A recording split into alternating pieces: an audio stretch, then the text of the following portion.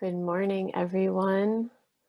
Welcome to the Global Community of Practice.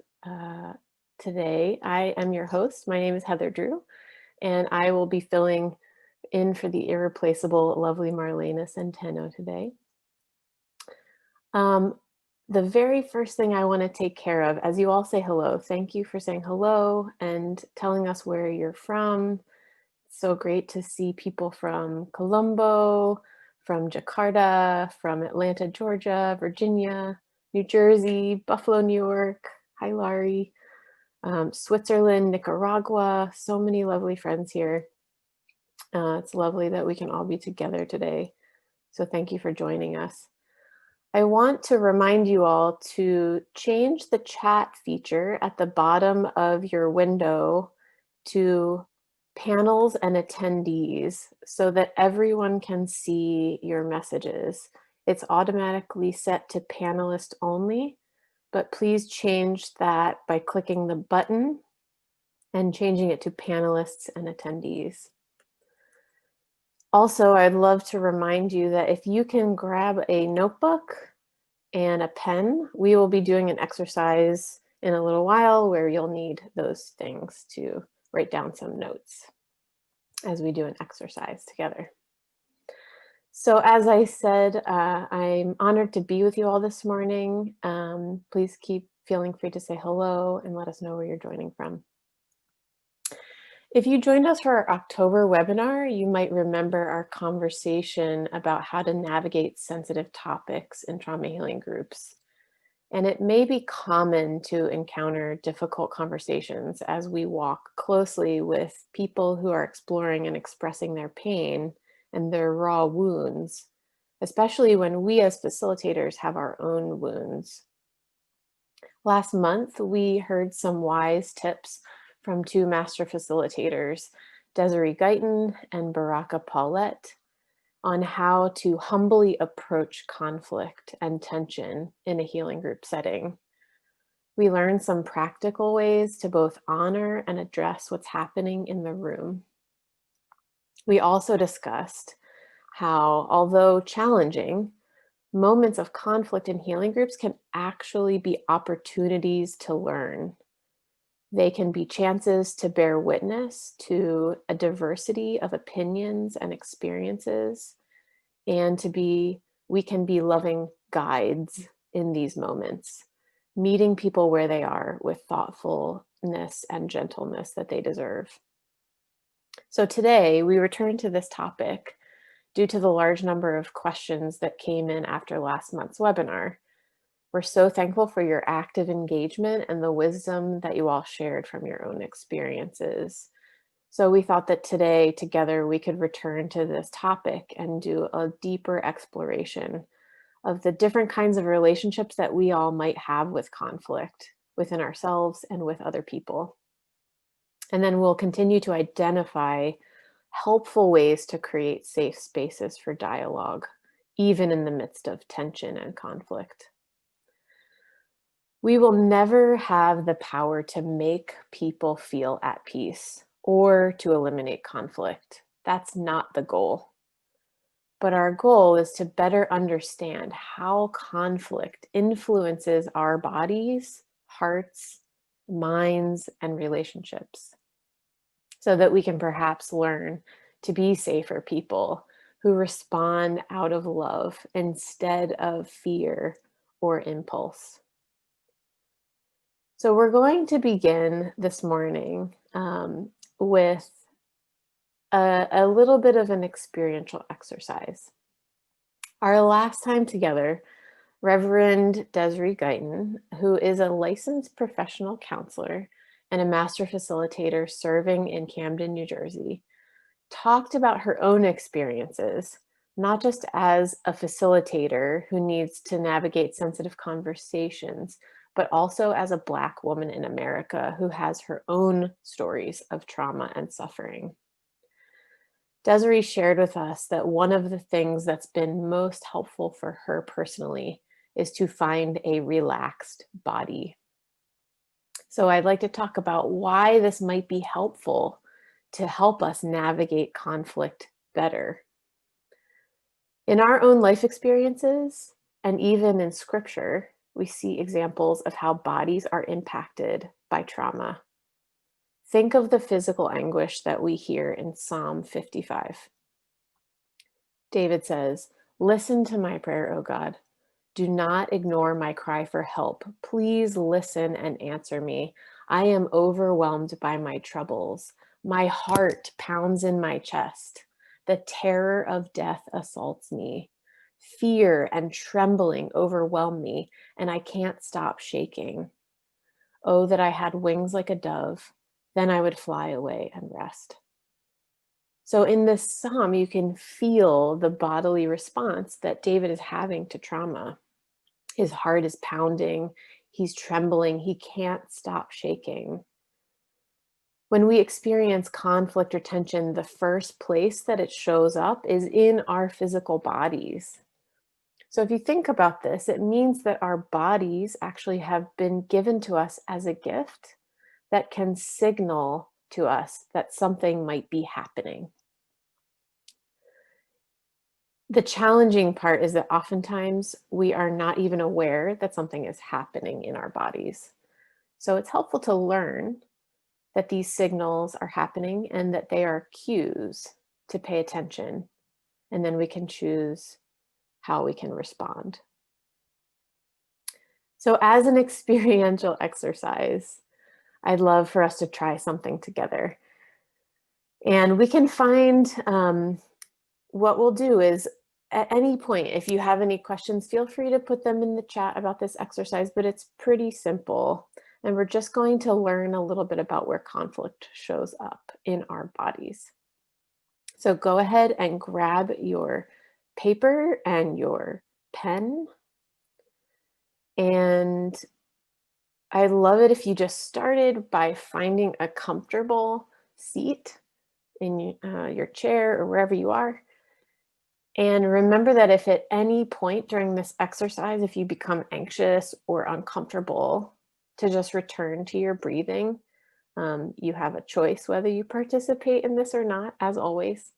But hopefully, we gain better understanding of how conflict impacts us, our bodies first. Okay, so let's begin.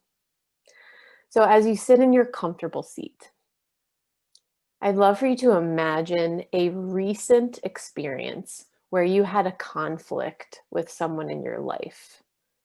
There was a lot of tension, there was maybe arguing, but you are not getting along well. Take a moment to just think of a recent experience where this happened. As you think of this recent experience, I'd like you to close your eyes if you feel comfortable doing that. And I want you to pay attention to what might be happening in your body. What kinds of clues? Where is it showing up? And you can start at the top of your head and just pay attention. Just kind of close your eyes and imagine what's happening in the body. Maybe you feel your forehead.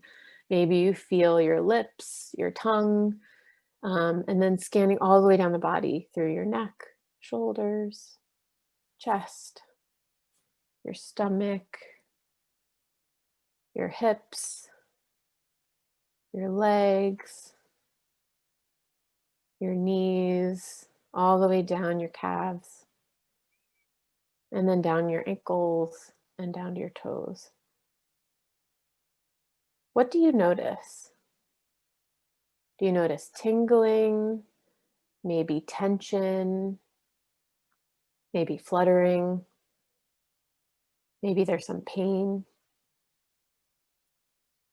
And just go ahead and write down what you noticed that was happening in your body as you thought about that recent conflict. And if you would like to share something very basic in the chat with what you noticed, feel free to go ahead and share that in the chat.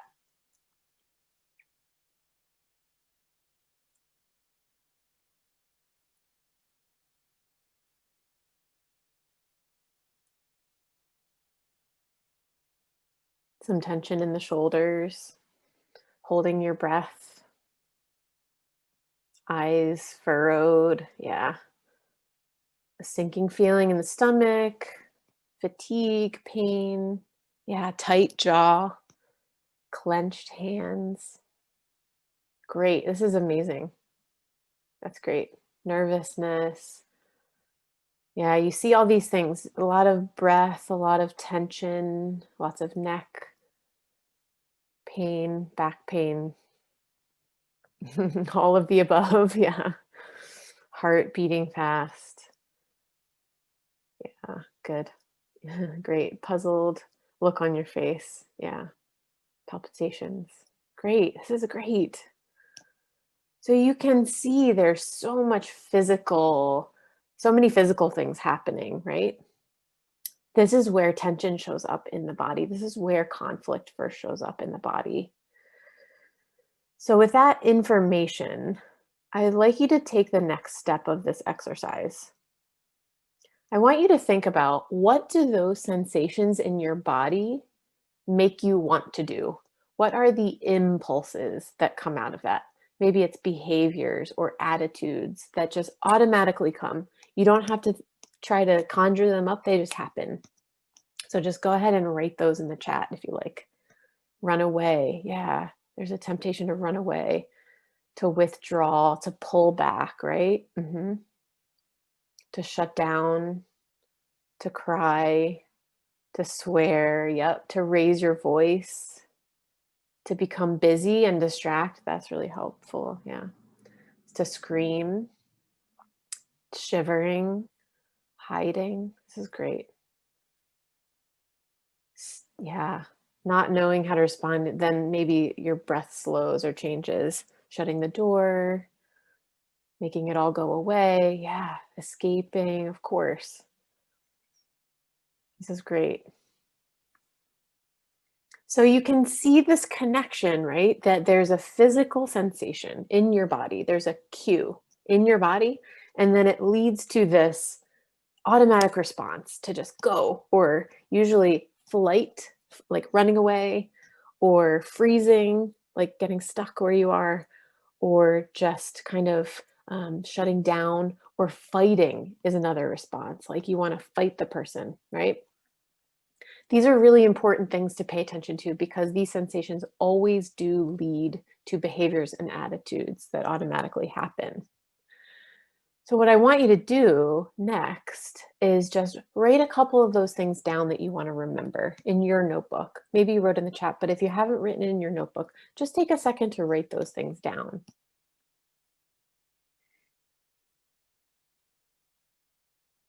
And then the next thing that I want you to do, and this is the last step for now, and then we'll return to this exercise at the very end of our time together to finish it up a little bit differently.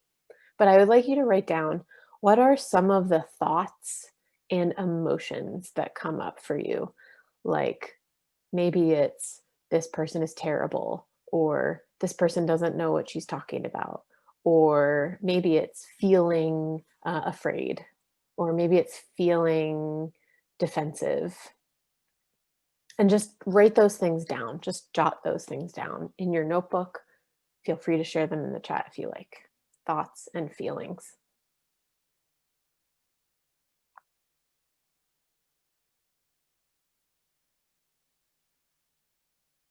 Yeah, good. No one gets it. No one understands. Not this again. I hate this. I feel powerless. I feel not heard. Yeah, silenced, helpless, disgust. Yeah, disgust is a great one. That one comes up a lot, I'm sure. Yeah, feeling hopeless and helpless and stuck. Yeah, it's great. Yeah, she's got the problem, not me. Yeah, I hate this person. This person's my enemy. Yeah, feeling shocked. That's good. This is great. Thank you so much for sharing vulnerably. Um, it's nice to bear witness, isn't it? To think that we are not the only ones who are feeling this way, I think can be very helpful, at least for me. To see your words makes me feel less alone in my own responses.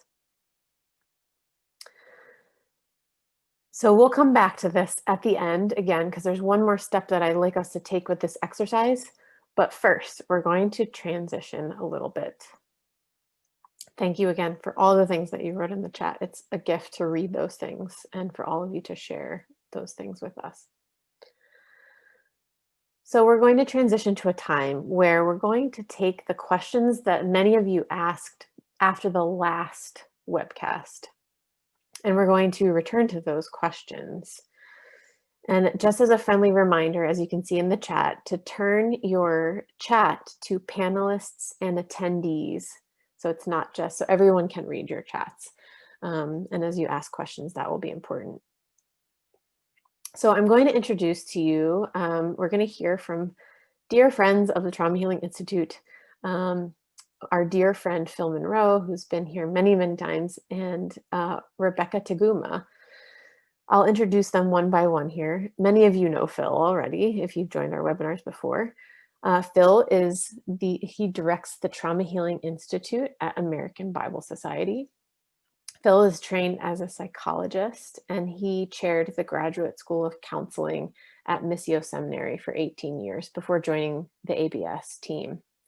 He's a graduate of Westminster Seminary and Wheaton College Graduate School, and he works with Diane Langberg and Associates as a psychologist. His areas of specialty are trauma recovery, sexual addictions, therapy, and anxiety and marital stress. And he also provides consultation and spiritual renewal for pastors, elders, and their families. So welcome, Phil. And we have the joy of having with us again also, I think for the first time on a webinar, Rebecca Taguma. Rebecca is the new Senior Manager for Training and Volunteer Management on Trauma Healing Institute team at American Bible Society.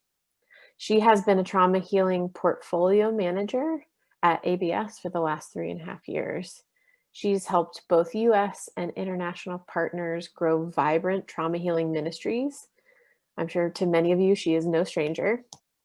And before coming to ABS, she lived in Zimbabwe and Nicaragua, where she served with Christian ministries there.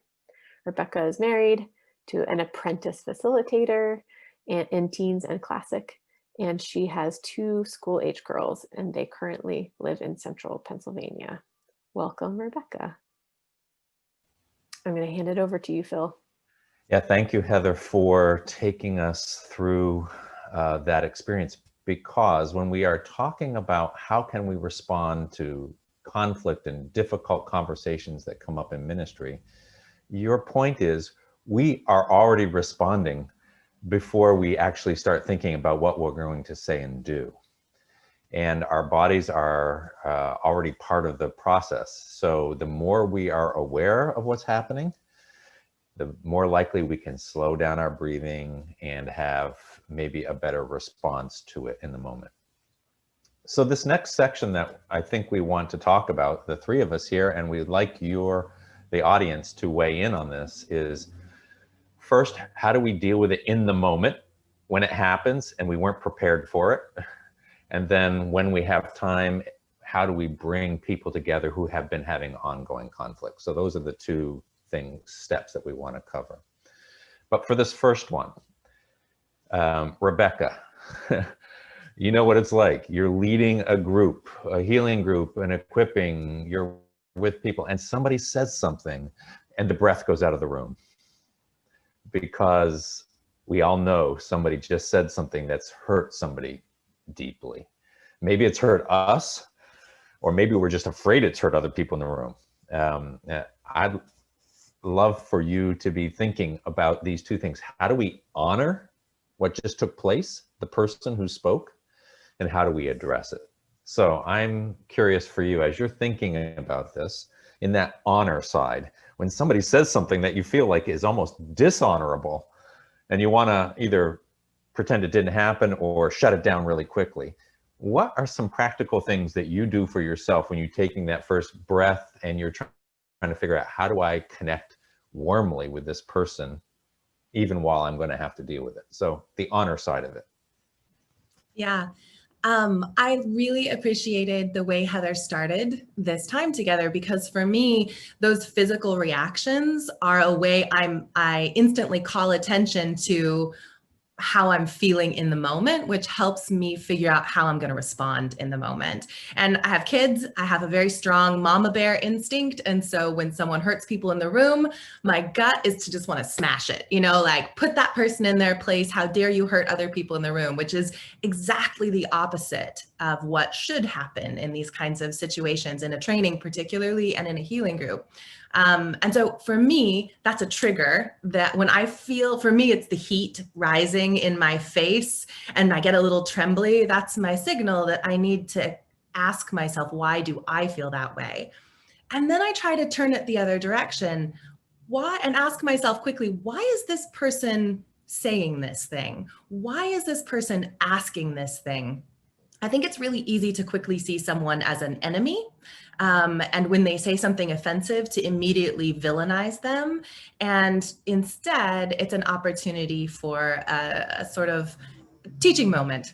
And the whole purpose of our trainings and our healing groups is self-discovery and healing. And that only happens when we enter into the hard things. So my first response is to check myself. And my second is to try to ask the question and find a way of publicly asking the question, what's behind what's going on? And so I like to lean in to the person.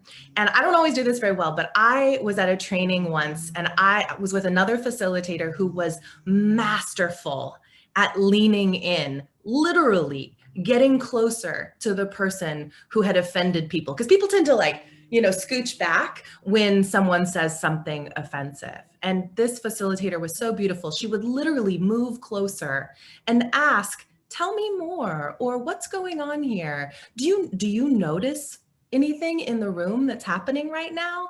Those kinds of things. Yeah, that's excellent. That moving closer, physically, just if you're joining with this person in a way to say that they matter. Because that's really the message that you're wanting to say. You matter, your feelings matter, and I want to convey that in nonverbal and verbal ways, right? Yeah.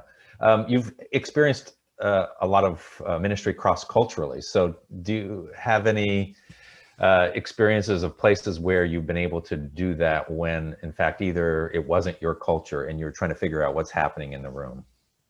Yeah. I have to say, when I was thinking of examples of conflict and difficult conversations cross-culturally, I spent a lot of time laughing because I was usually the cause of that conflict in most of the conversations. And so honestly, I think for me, humor is a really important way of engaging, like understanding that I am not always right and understanding that I may not have the best perception of what's happening because I don't understand the culture that I'm in.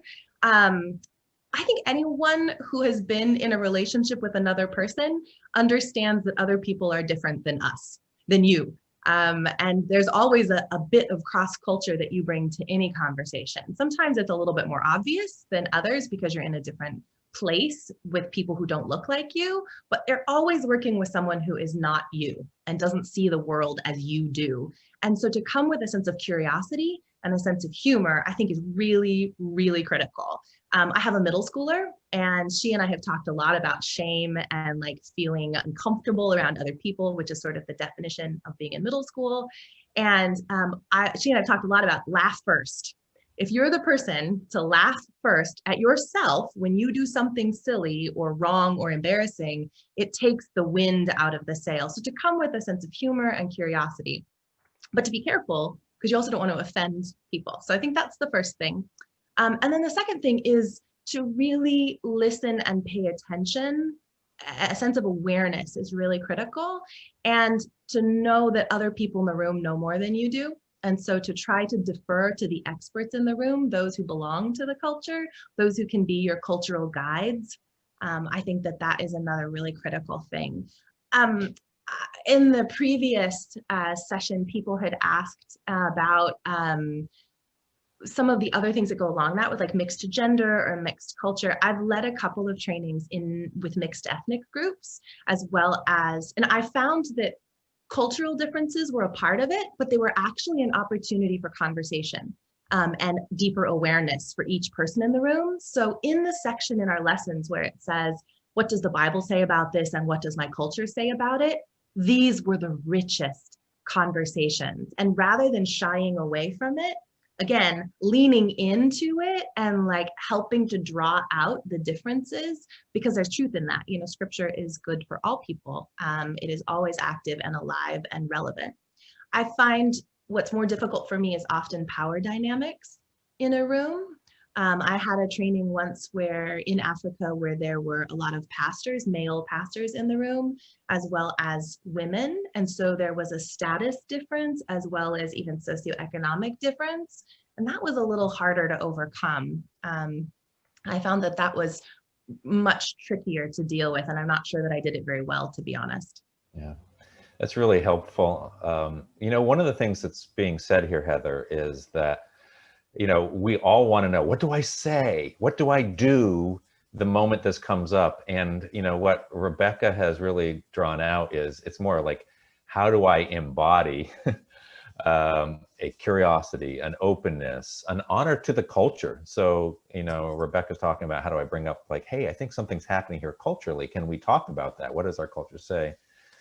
But maybe, Heather, you have some thoughts, and you're also a therapist and you've worked in other places. Yeah, well, I was just thinking about how when Rebecca was talking, I also watched that facilitator do that very thing where she leaned into that person, and it was so loving. The impulses to like shut the person down.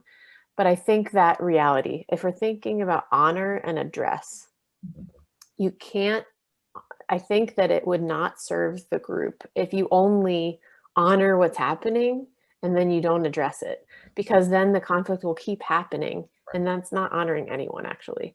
So I think when I think about honoring something that's happening, I'm paying attention to what's happening in me, thinking I have my own story and it's bumping up against this thing that's happening in somebody else's story.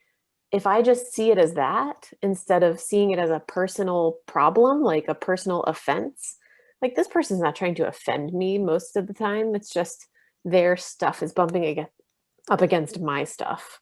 And that makes perfect sense. That's going to happen everywhere we go. So to be able to say, okay, just name it for what it is. My stuff is this, and it's bumping against this person's stuff. That's going to cause a conflict. I can breathe and calm down and choose to just see it as that and actually ask questions. Because I think when we ask questions like, hey, seems like something's happening for you right now. What's going on? That is such a lovely invitation to the other person to share. Like, oh, yeah. First of all, it like prompts to them, oh, something is happening. And then it's inviting them to share what's going on, which I think is very loving. Yeah, that's really true. And I think that's the shift here from honor to address is something really important is taking place right now. If you just spoke something and it's created a problem in the room, but the people respond, hey, something's really important is taking place right now, you at least feel like you're part of it. Now we move to that address. We do need to identify that other people, ourselves, are having some feelings in the room and maybe hurt. So and there are times, and I'm seeing this in the chat a little bit from Carol, that honoring is not excusing. right. But the addressing part takes care of, you know, what did happen. Let's name what happened so that it's not excused. Correct. Yeah, so let's move towards the address and take a few minutes on that. Rebecca, as you're thinking about addressing, especially in a place where this might be a group that you don't know that well, but you can tell something's happened. Are there some specific questions that you like to ask to the group or to other people in the room in order to bring that out in a safe way? Yeah, I mean, as a facilitator, you're at the front of the room. And so you have a bird's eye view of what's happening in the room. And in my experience, there's usually a few people who are pretty confident. They're solid people, they're mature, they can kind of handle dialogue. And as you test the water, and that's not always the case, but I find that helping to engage the person who's caused the offense, rather than treating them differently than everyone else in the room, which kind of makes them a leper. Like, I want to be careful about when I lean in, not singling them out as if they've done something wrong. Because when we set those expectations at the beginning of a training or a healing group, those rules are always in play. And so trying to like practice them so that everyone can witness, like kind of embody those, then to deal with kind of inviting questions. So can you tell me more about how that made you feel when you heard that? And then ask the person who caused the offense, how do you think other people received what you said? Was that your intention? Was that the intent, like, was that what you're going for when you said that? But to try to engage other people in the conversation and not single that person out too much, because then it's almost the equivalent of a passive smackdown rather than like a direct aggressive smackdown. And so trying to engage other people. Favorite question ever, what do you think about that? I mean, that's the greatest. Like, usually there's a lot of self-correction. It's my favorite question in our curriculum is, what do you think about that? Right, excellent. So you're inviting other people in the room to participate in the conversation, not so much as a debate, but as an opportunity to say, hey, does anybody else have a feeling about that, a thought about that? What do you think? Coming back to the person so that they aren't just silenced and forgotten. Yeah, and I think as a facilitator, the job is to remind everyone of why we're there. Why are we in the room? We're in the room for healing. We're in the room to become facilitators. And here are the rules that we've all agreed to at the beginning. So gentle reminders about how and why, I think, help to keep the conversation from debate. Yeah. Can I jump in very briefly? Because there's some questions coming from the chat that I'd love to introduce to this because it relates. Really good questions here that are similar, which is, how do you manage this when the person who brings up a comment is the person who hijacks the room also, this person who sort of takes over and is talking a lot and sharing a lot, but keeps taking over. What does that look like when there's a lot of conflict in the room? Yeah, that's a great question. And I'd love for other people in the chat to put in their answers because there's probably a really good answer out there. I'm going to maybe riff on this and you can, Rebecca, jump in on this. Sometimes the person who is, we say hijacking or taking a lot of time to talk about their pain and they're feeling quite sensitive about what other people are saying, they tend to have something really that's hurt them that they want others in the room to see because they feel like they're not seen and heard. And so I think two things. One is we acknowledge it. I can see that there's a lot of pain for you in this area, and that really is important. And so we can just do that and pause before you say, and by the way, let's turn away from that. Let's just acknowledge that there is something really that happened here. And I wonder if there might be a time where we can give you more room to talk about that. I also want other people who've had different experiences to also be able to share. Would anybody else like to do that? But Rebecca, what would you do in that case where the one person their pain seems to be the biggest in the room? Our relationship with participants doesn't end at the start and finish of each session. And there's always the invitation to talk outside of the group. And there's the responsibility to set boundaries within the group. And it's okay to do that. As a facilitator, that's your job. You can't allow one person's healing or one person's experience to take over the whole group. I think you honor it. And then at the point that it becomes disruptive, you address it. But I prefer to address it outside of the group first.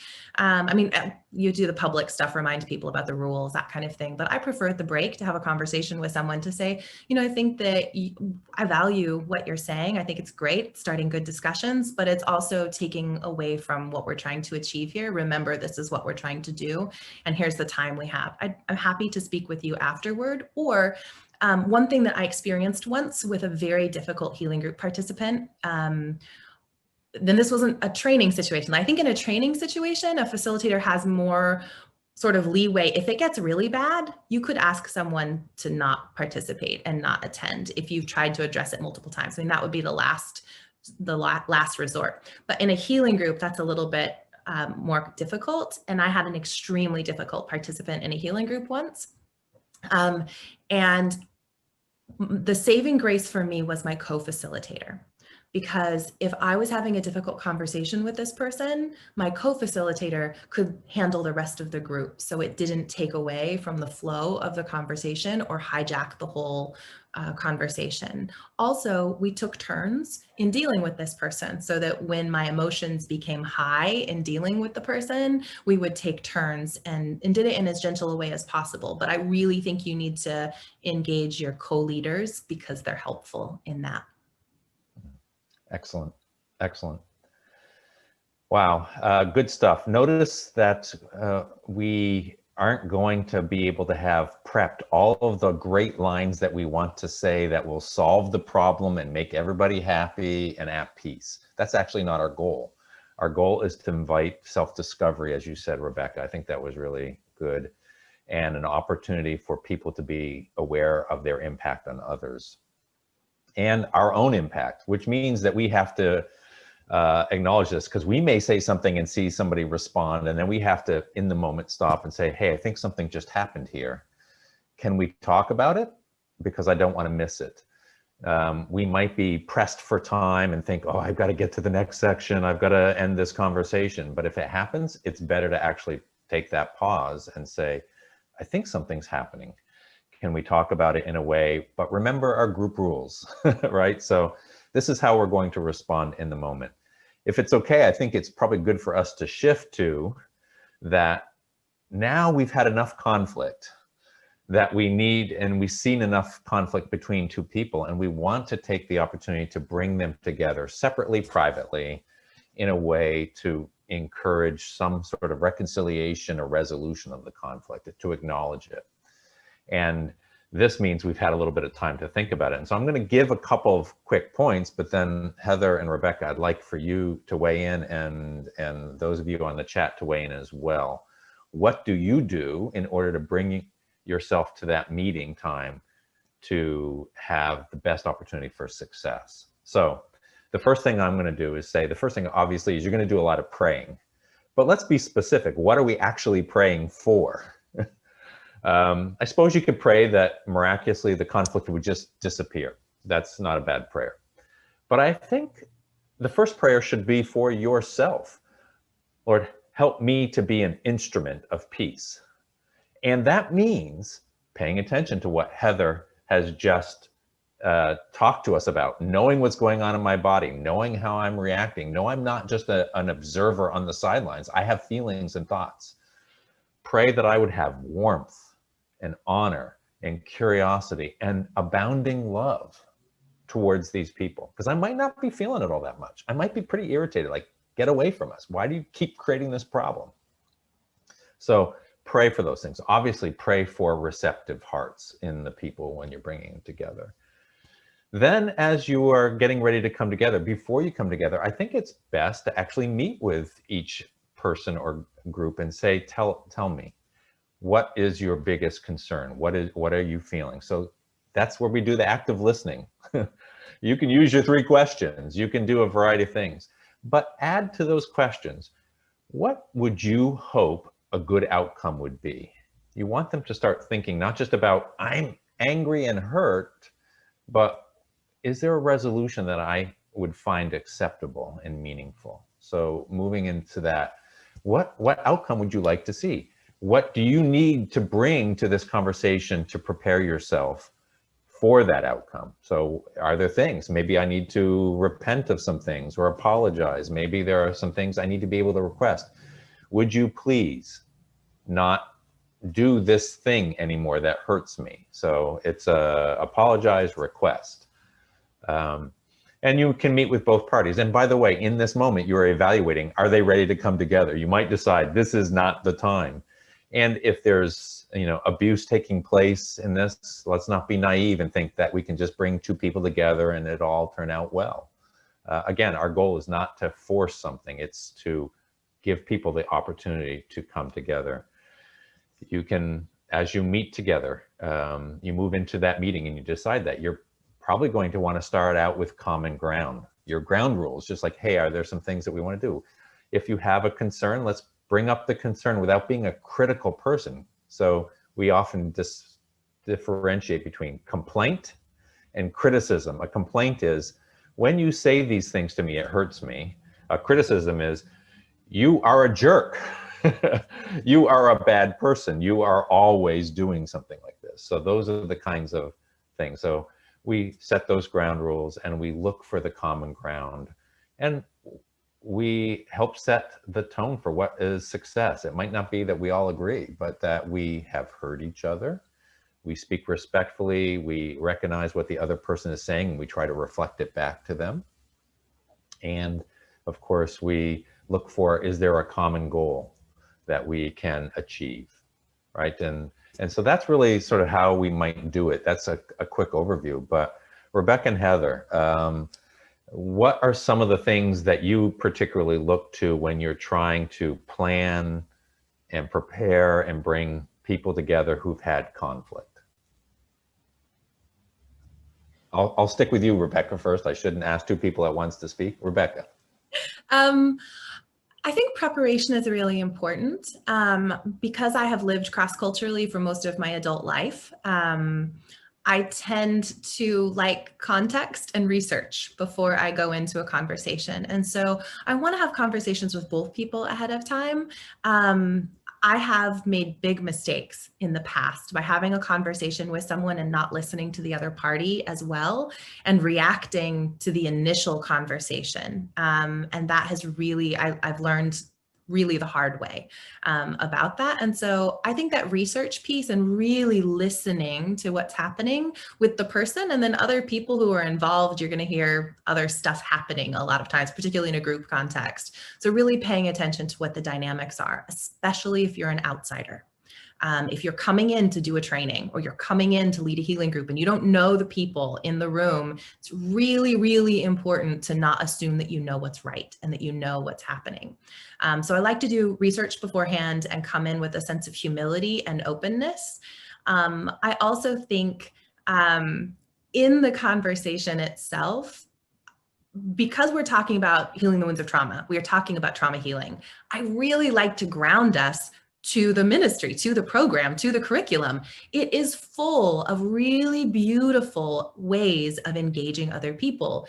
And this is a teaching moment, so that when you're facilitating that conversation between two people, remember, how do we listen to one another? Remember the ground rules we set. Why did we put those in place? So just redirecting as people are engaging with each other, but pulling it back to the material. I'm not a mental health professional, and so I don't have all those years of skills and tools under my belt, but I love this program and the skills and the tools that it does give us as facilitators to help negotiate those conversations. Lesson 2 is great. Listening is great. Competencies around how to facilitate and participatory learning. Those are all skills that come to play in these kinds of conversations. And if all else fails, review the how to deal with problem, what's it called? How to deal with problem people in a group. That skit is so, silly, but actually the tips are so helpful and a good reminder, even in these one-on-one conversations that you're navigating. Yes, that's great. And don't forget our lesson on conflict, dealing with ongoing conflict. There's some great tools in there as well, right? And things that could be useful. Heather, I have actually a question for you that's a little different, which is, what are some of the temptations that we might have in those settings that we ought to be aware of and avoid? Mm-hmm. Like where we might be tempted to play a role that we shouldn't. So any thoughts on that? Yeah, I will hopefully answer your question in this, but I think in addition, I want to say that I remember getting this little piece of paper in a book that said, awareness is the lever of change. And I think for me, going into any situation, for me, it's actually less healing groups and it's more like family situations, because I have a lot of conflict sometimes in my family.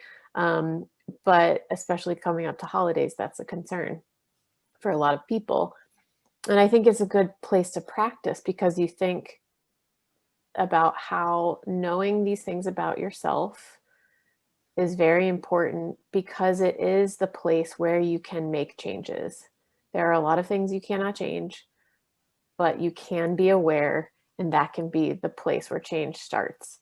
And which is why I did this exercise at the beginning, because it's what I do when I can feel myself, those little like tingling sensations start. I just go, okay, I have to slow down. I have to pause. I need to back up and not say anything, just be quiet for a moment, even if I'm a facilitator.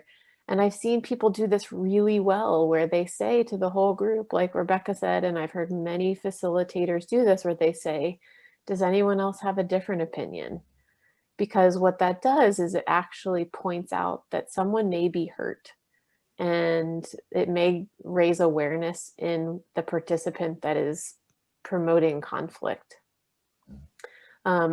I forget your question exactly. That's okay. That's okay. I'm sorry. What you said was really good, so I'm grateful. You can Well, do that, but I think I'll give you one example. Yes.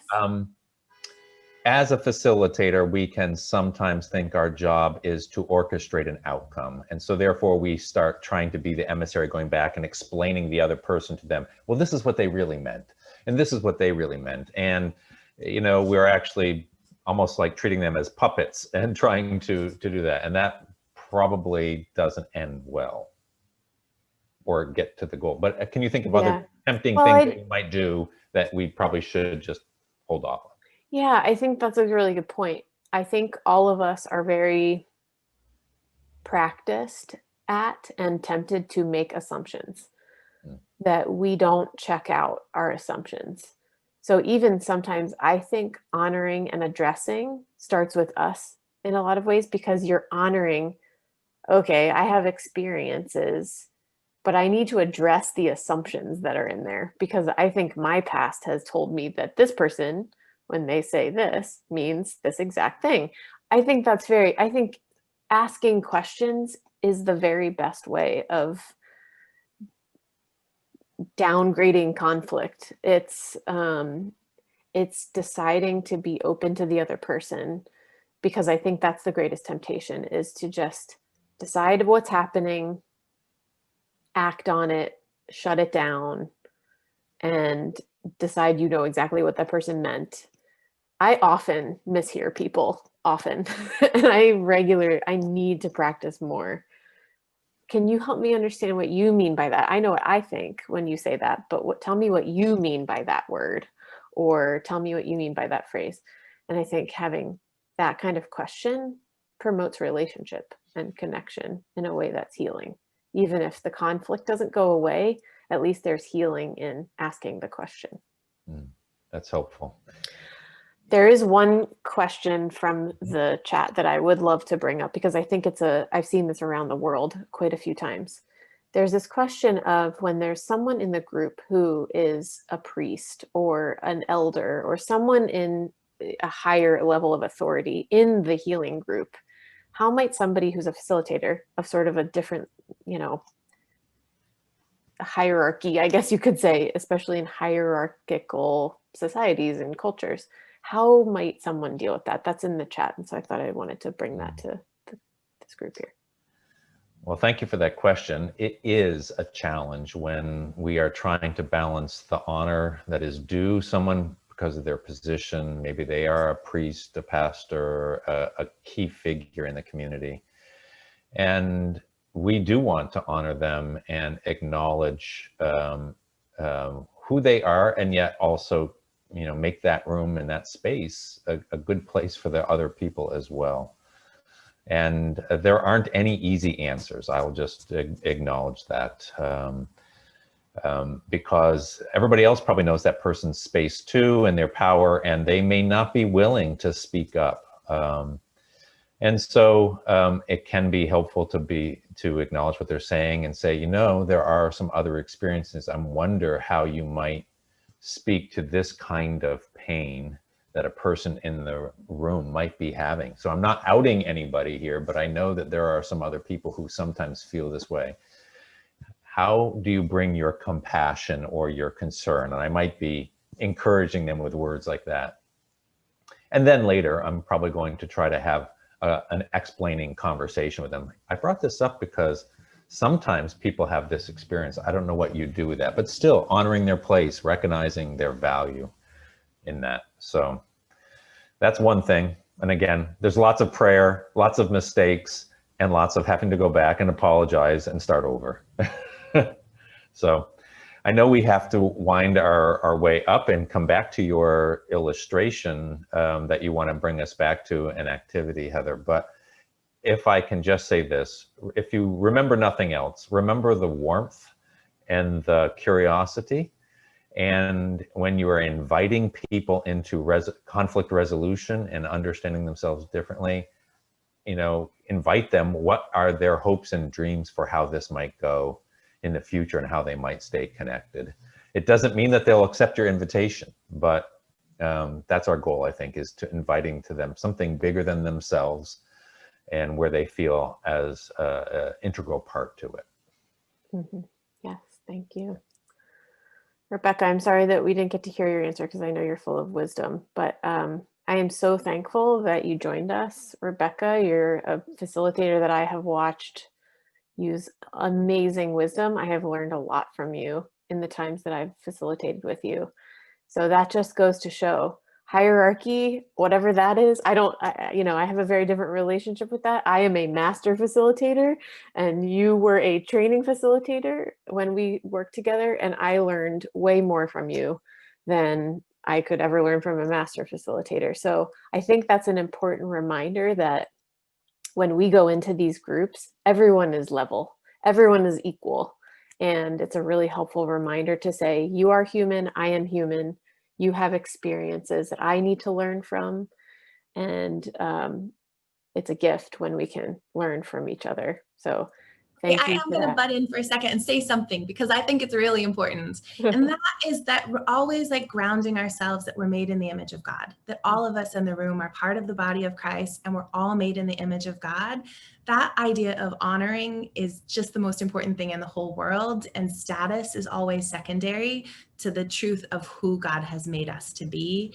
And that should inform how we engage with anyone. And that is one of my greatest delights about this program, is that facilitators, regardless of whether you're a young girl or you're an old pastor male who has all the degrees, you both have the same space in the room as a person made in the image of God. So true. So true. Thank you. Thank you for joining us, Rebecca and Phil. Okay, so to close our time together, and I hope you all can stay for this because this is kind of the grand finale of our earlier exercise that we did in the beginning. After raising awareness about the kinds of sensations that are happening in your body and the impulses that come from that, sort of automatic responses that often come from that, now that we are aware of those things, it can be very helpful to then decide, what am I going to choose to do with this? Not living out of impulse, but living out of intentional activity, intentional choices. So what I'd like you to do is return in your mind to that conflict, that recent conflict that you recalled at the beginning of the webinar. I want you to think about that time, and now knowing what you know, knowing what might be causing conflict in you or hearing all this discussion, I want you to write down on your notebook and one thing you can imagine doing differently that you don't want to forget. What's something you want to remember? I can imagine doing this differently next time this comes up. And if you would like to write that in the chat, you're welcome to. But I want you to write it down for yourself more than anything else. So just take a moment to do that. What can you imagine doing differently next time?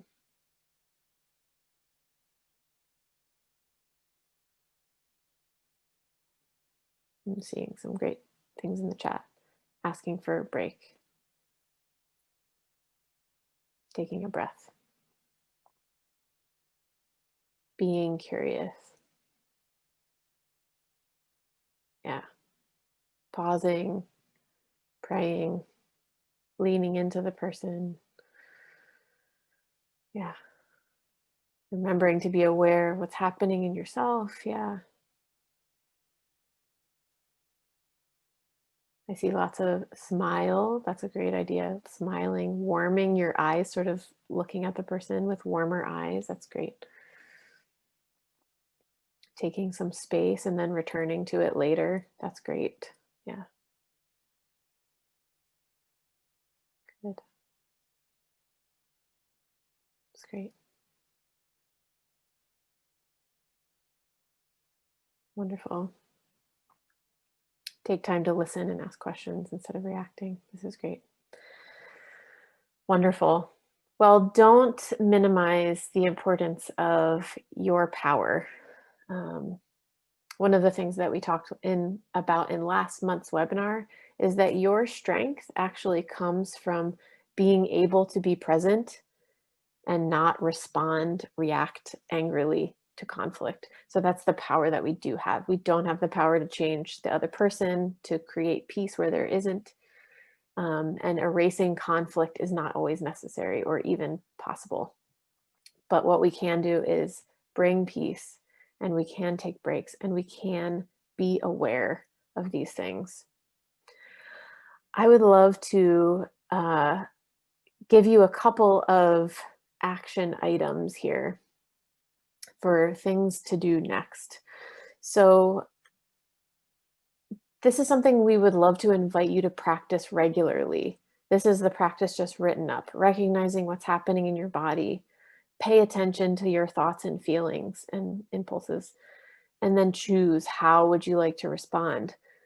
Think about, when you learn to do something that you do all the time now, like ride a bike, drive a car, brush your teeth, you at one point had to learn how to do that. But by practicing it regularly every day, this can actually help you quite a bit with conflicts that may arise in your life.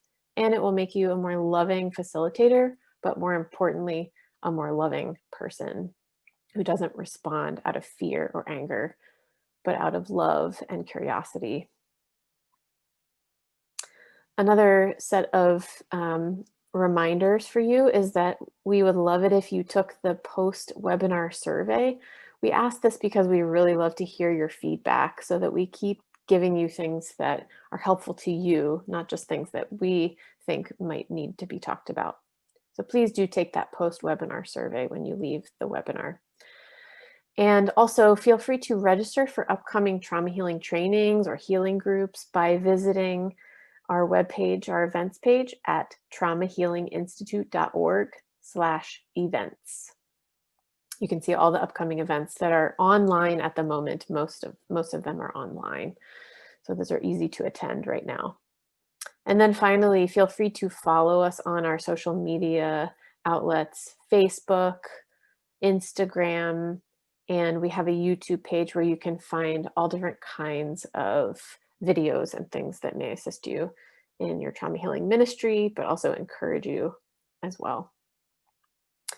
I would love to close our time together by reading a passage that, to me, feels very close to what we've been talking about today. And I'm going to read Romans 8:14 through 16. But this is from the Passion Translation. This is a passage that Marlena shared with me, and I want to share it with you as well. The mature children of God are those who are moved by the impulses of the Spirit.